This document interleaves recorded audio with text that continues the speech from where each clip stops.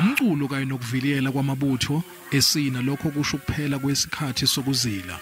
Lo mcimbi obuholwa yona iNgonyama uMisizulu kaZwelithini, lo mcimbi ubunezingxenye ezimbili, uqale ngosiko lokuyozingela kanye nehlambo lezinduku zeNkosi seyakhothama, okuwusiko olokuyozingela lona lube usiko lwangaseso olwenziwe iNgonyama. Ukuhlotshwa kwesilwane bekade siyozingelwa esigodlweni, lokho kuwuphawu lokubuya komoya weNgonyama eyakhothama.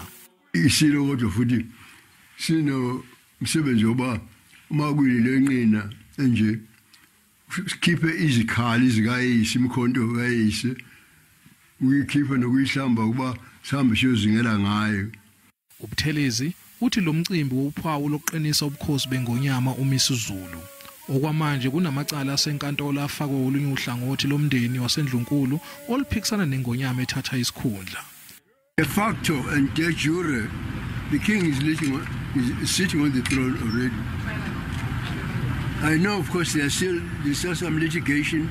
I had to depose an affidavit myself, with Prince Mbonisi and those who are in his faction. I still have taken a matter to the High Court. iNgonyama ithi ngalena kombango oqhubekayo iminyango ivuliwe kulabo abafisa ukuba ingxenye yezinhlelo zendlu yobukhosi baseNdlunkulu. Ukuthi konke sikubambile sikubamba futhi iNdlunkulu yonke noma singaphelele ngenxa mhlawumbe yokungaboni ngasolinye kwezinye indawo, kodwa bekwalokho siumndeni, akekho ozondwayo, akekho futhi noma ozothathwa mhlawumbe ayobekwa endaweni lapha adinga uthabuye eNdlunkulu khona kusekhaya lapha. Usuku lokugcotshwa kweNkosi lusazomenyezelwa.